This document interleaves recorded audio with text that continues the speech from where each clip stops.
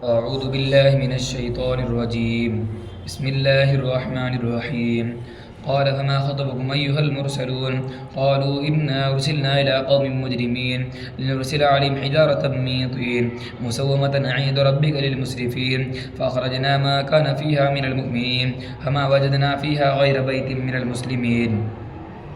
وتركنا فيها آية للذين يخافون العذاب الأليم. وفي موسى إذا أرسلناه إلى فرعون بسلطان مبين فتولى بركنه وقال ساحر أو مجنون فأخذناه وجنوده فنبذناهم في اليم وهو مليم. وفي عاد إذا أرسلنا عليهم الريح العقيم ما تذر من شيء أتت عليه إلا جعلته كالرميم. وفي ثمود قيل لهم تمتعوا حتى حين فعتوا عن أمر ربهم فأخذتهم الصاعقة وهم ينظرون فما استطاعوا من قيام وما كانوا منتصرين.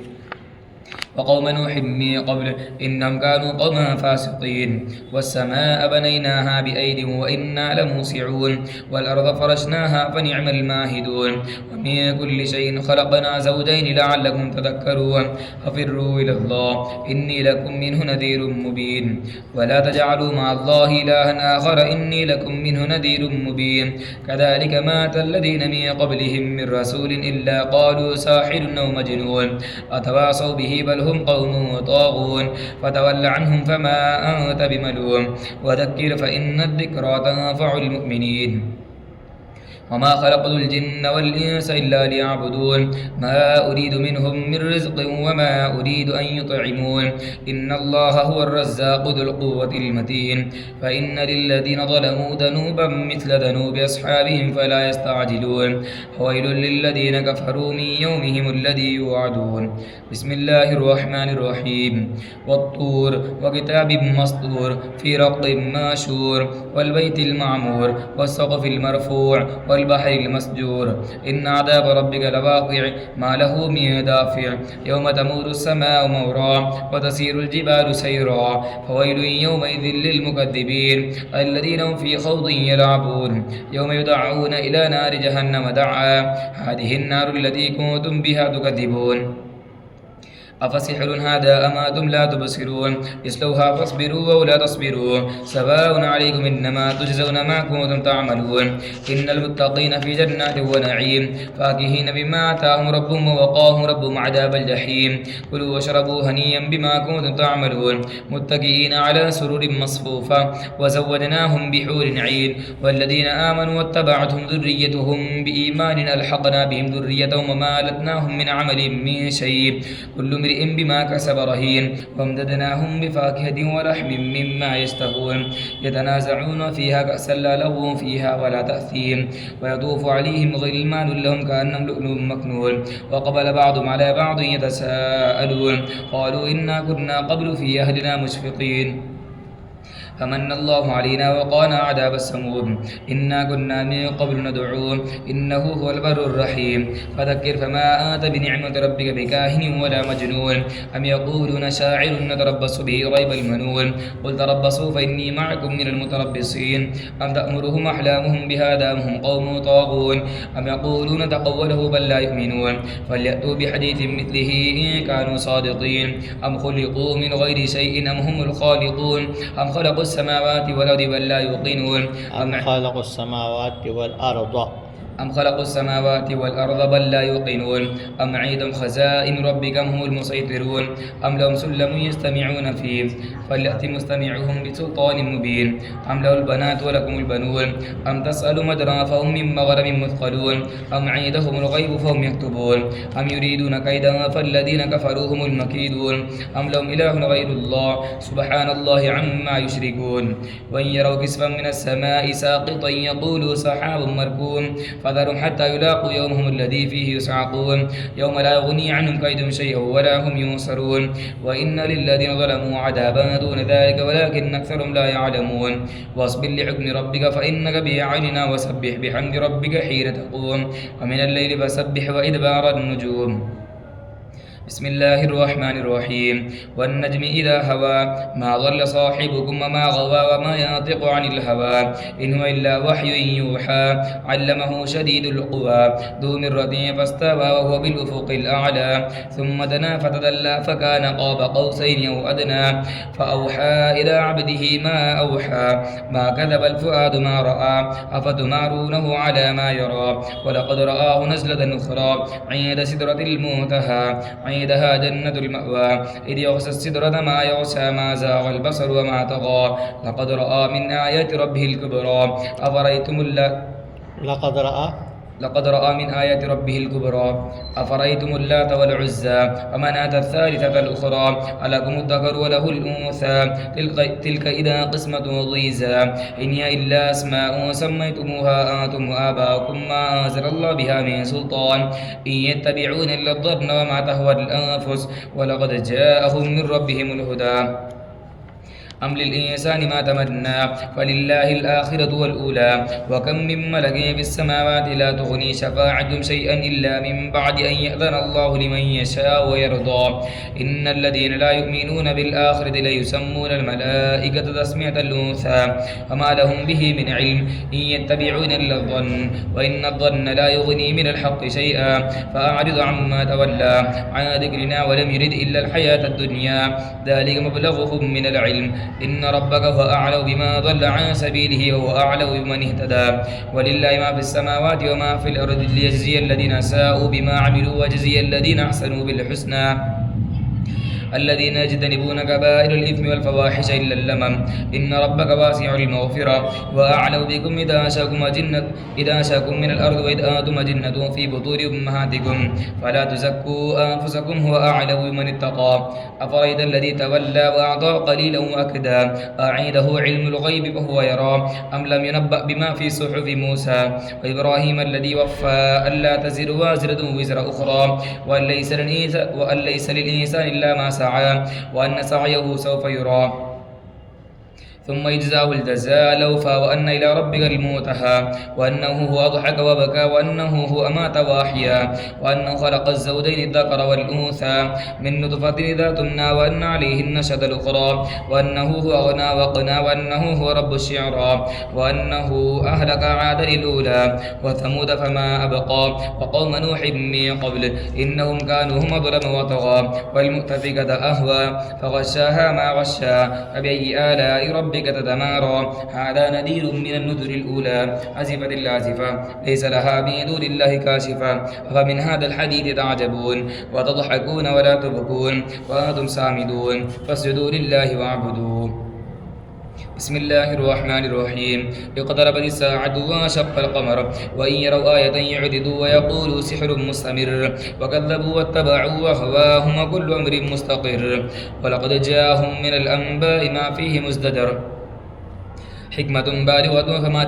فما تغني النذر فتول عنهم يوم يدعو الداعي إلى شيء نكر خش عن أبصارهم يخرجون من الأجداث كأنهم جراد منتشر مهطعين إلى الداع يقول الكافرون هذا يوم عسير كذبت قبلهم قوم نوح فكذبوا عبدنا وقالوا مجنون وازدجر فدعا ربه واني مغلوب فانتصر ففتحنا أبواب السماء بماء منهمر وفجرنا الأرض عيونا فالتقى الماء على أمر قد قدر وحملناه على ذات ألواح ودسر تجري بأعيننا جزاء لمن كان كفر ولقد تركناها آية فهل من مدكر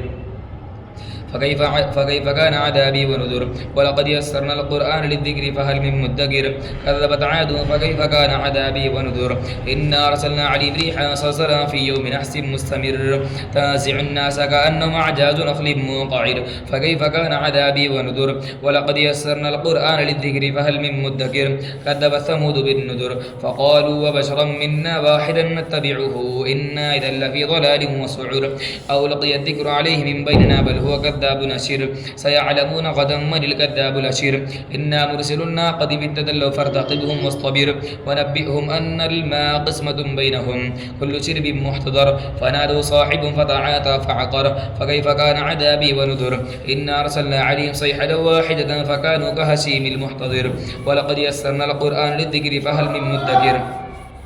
كذبت قوم لوط بالنذر إنا أرسلنا عليهم حاصبا إلا آل لوط نجيناهم بسحر نعمة من عيدنا كذلك نجزي من شكر ولقد آثرهم بطشتنا فتماروا بالنذر ولقد راودوه عن ضيفه فطمسنا أعينهم فذوقوا عذابي ونذر ولقد سبحهم بكرة عذاب مستقر فذوقوا عذابي ونذر ولقد يسرنا القرآن للذكر فهل من مدكر ولقد جاء آل فرعون النذر كذبوا بآياتنا كلها فأخذناهم أخذ عزيز مقتدر أكفاركم خير من أولئكم أم لكم براءة في الزبر أم يقولون نحن جميع منتصر سيهزم الجمع ويولون الدبر بل الساعة موعدهم الساعة أدهى وأمر إن المجرمين في ضلال وسعر يوم يسحبون في النار على وجوههم ذوقوا مس سقر إنا كل شيء خلقناه بقدر وما أمرنا إلا واحدة كلمح بالبصر ولقد أهلكنا أشياعكم فهل من مدكر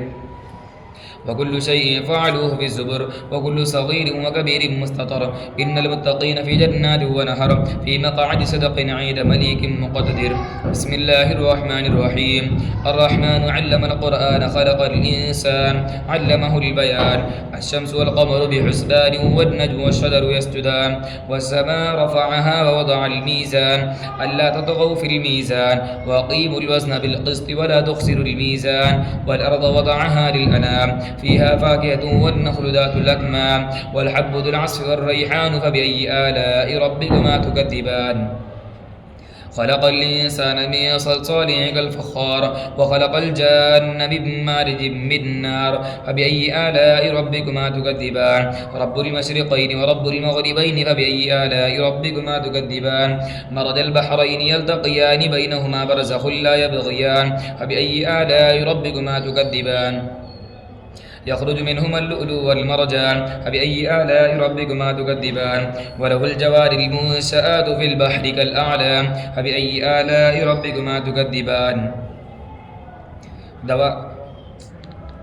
كل من عليها فان ويبقى وجه ربك ذو الجلال والإكرام فبأي آلاء ربكما تكذبان يسأله ما في السماوات والأرض كل يوم هو في شأن فبأي آلاء ربكما تكذبان سنفرغ لكم أيها الثقلان فبأي آلاء ربكما تكذبان يا معشر الجن والإنس إن استطعتم أن تنفذوا من أقطار السماوات والأرض فانفذوا لا تنفذون إلا بسلطان فبأي آلاء ربكما تكذبان يرسل عليكما شواظ من نار ونحاس فلا تنتصران فبأي آلاء ربكما تكذبان فإذا انشقت السماء فكانت وردة كالدهان فبأي آلاء ربكما تكذبان فيومئذ لا يسأل عن ذنبه إنس ولا جان فبأي آلاء ربكما تكذبان يعرف المجرمون بسيماهم فيؤخذ بالنواصي والأقدام فبأي آلاء ربكما تكذبان هذه جهنم التي يكذب بها المجرمون يطوفون بينها وبين حميم آن فبأي آلاء ربكما تكذبان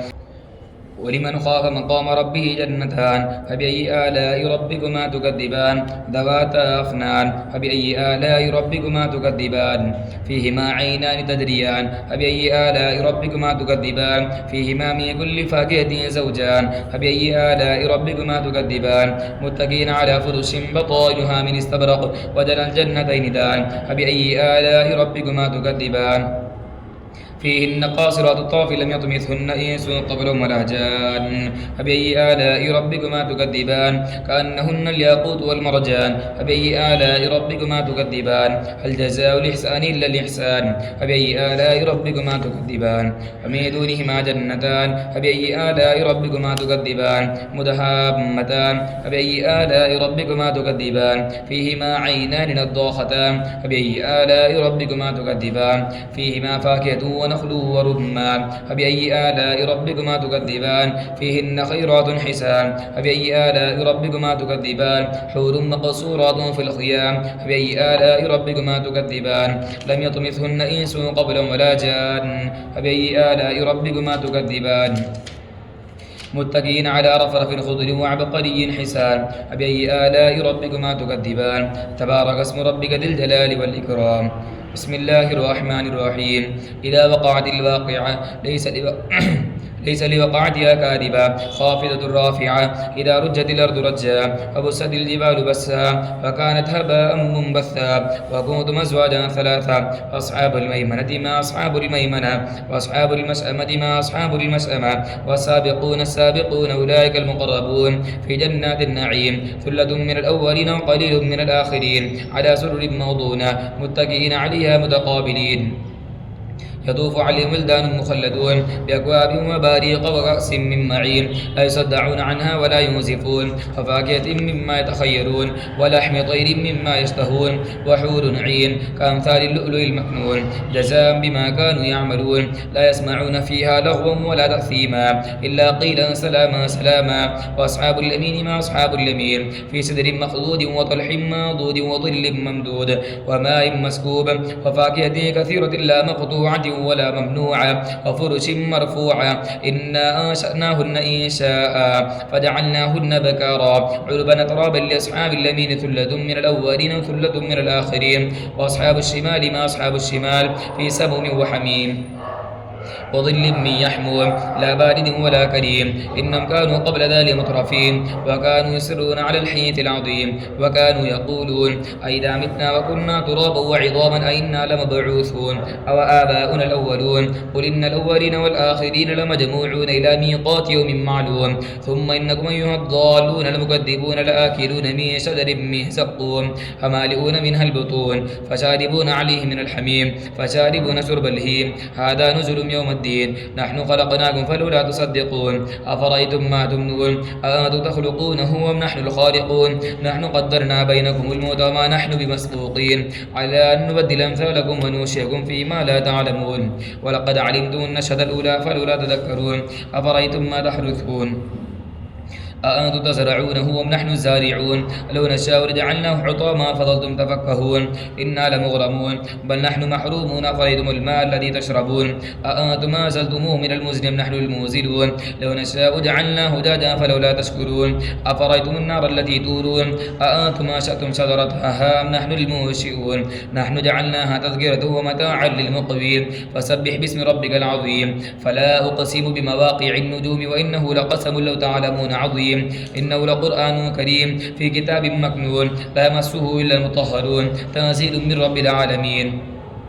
أفبهذا الحديث أنتم مدهنون وتجعلون رزقكم أنكم تكذبون فلولا إذا بلغت الحلقوم وأنتم حينئذ تنظرون ونحن أقرب إليه منكم ولكن لا تبصرون فلولا إن كنتم غير مدينين ترجعونها إن كنتم صادقين فأما إن كان من المقربين فروح وريحان وجنة نعيم وأما إن كان من أصحاب اليمين فسلام لك من أصحاب اليمين وأما إن كان من المكذبين الضالين فنزل من حميم وتسلية جحيم إن هذا لهو حق اليقين فسبح باسم ربك العظيم بسم الله الرحمن الرحيم سبح لله ما في السماوات والأرض هو العزيز الحكيم له ملك السماوات والأرض يحيي ويميت هو على كل شيء قدير هو الأول والآخر والظاهر والباطن هو بكل شيء عليم والذي خلق السماوات والأرض في 6 أيام ثم استوى على العرش يعلم ما يلج في الأرض وما يخرج منها وما ينزل من السماء وما يعرج فيها هو معكم أينما كنتم والله بما تعملون بصير له ملك السماوات والأرض وإلى الله ترجع الأمور يولي الليل في النهار ويولي النار في الليل وهو عليم بذات الصدور آمنوا بالله ورسوله وانفقوا مما جعلكم مستخلفين فيه الذين آمنوا منكم وانفقوا لمجر كبير أما لكم لا تؤمنون بالله والرسول يدعوكم لتؤمنوا بربكم وقد أخذ ميثاقكم إن كنتم مؤمنين والذي ينزل على عبده آيات بينات ليخرجكم من الظلمات إلى النور وإن الله بكم لرؤوف رحيم وما لكم ألا تنفقوا في سبيل الله ولله ميراث السماوات والأرض لا يستوي منكم من أنفق من قبل الفتح وقاتل أولئك أعظم درجة من الذين أنفقوا من بعد وقاتلوا وكلا وعد الله الحسنى والله بما تعملون خبير ما هذا الذي يقرض الله قرضا حسنا فيضاعفه له وله أجر كريم يوم ترى المؤمنين والمؤمنات يسعى نورهم بين أيديهم وبأيمانهم بشراكم اليوم جنات تجري من تحتها الأنهار خالدين فيها ذلك هو الفوز العظيم يوم يقول المنافقون والمنافقات للذين آمنوا انظرونا نقتبس من نوركم قيل ارجعوا وراءكم فالتمسوا نورا فضرب بينهم بسور له باب باطنه فيه الرحمة وظاهره من قبله العذاب ينادون ولم نكن معكم قالوا بلى ولكنكم فتاتم أنفسكم وتربصتم وارتبتم وغرتكم الأماني حتى جاء أمر الله وغركم بالله الغرور فاليوم لا يؤخذ منكم فدية ولا من الذين كفروا مأواكم النار هي مولاكم وبئس المصير ألم يأن للذين آمنوا وتخشع قلوبهم لذكر الله وما نزل من الحق ولا يكونوا كالذين أوتوا الكتاب من قبل فطال عليهم الأمد فقست قلوبهم وكثير منهم فاسقون اعلموا أن الله يحيي الأرض بعد موتها قد بينا لكم الآيات لعلكم تعقلون إن المصدقين والمصدقات وقرضوا الله قرضا حسنا يضاعف لهم ولهم أجر كريم والذين آمنوا بالله ورسله أولئك هم الصديقون والشهداء عند ربهم لهم أجرهم ونورهم والذين كفروا وكذبوا بآياتنا أولئك أصحاب الجحيم اعلموا أنما الحياة الدنيا لعب وله وزينة وتفاخر بينكم وتكاثر في الأموال والأولاد كمثل غيث أعجب الكفار نباته ثم يهيج فتراه مصفرا ثم يكون حطاما وفي الآخرة عذاب شديد ومغفرة من الله ورضوان وما الحياة الدنيا إلا متاع الغرور سابقوا إلى مغفرة من ربكم وجنة عرضها كعرض السماء والأرض أعدت للذين آمنوا بالله ورسله ذلك فضل الله يؤتيه من يشاء والله ذو الفضل العظيم ما أصاب من مصيبة في الأرض ولا في أنفسكم إلا في كتاب من قبل أن نبرأها إن ذلك على الله يسير لكي لا تأسوا على ما فاتكم ولا تفرحوا بما آتاكم والله لا يحب كل مختال فخور الذين بخلون ويأمرون الناس بالبخل ومن يتولى فإن الله هو الغني الحميد لقد أرسلنا رسلنا بالبينات وأنزلنا معهم الكتاب والميزان ليقوم الناس بالقسط وأنزلنا الحديد في بأس شديد ومنافع للناس وليعلم الله من ينصره ورسله بالغيب إن الله قوي عزيز ولقد أرسلنا نوحا وإبراهيم وجعلنا في ذريتهما النبوة والكتاب فمنهم مهتد وكثير منهم فاسقون ثم قفينا على آثارهم برسلنا وقفينا بعيسى ابن مريم وآتيناه الإنجيل وجعلنا في قلوب الذين اتبعوا رأفة ورحمة ورهبانية ابتدعوها ما كتبنا عليهم إلا ابتغاء رضوان الله فما رعوها حق رعايتها فآتينا الذين آمنوا منهم أجرهم وكثير منهم فاسقون يا أيها الذين آمنوا اتقوا الله وآمنوا برسوله يؤتكم كفلين من رحمته ويجعل لكم نورا تمشون به ويغفر لكم والله غفور رحيم لئلا يعلم أهل الكتاب ألا يقدرون على شيء من فضل الله وأن الفضل بيد الله يؤتيه من يشاء والله ذو الفضل العظيم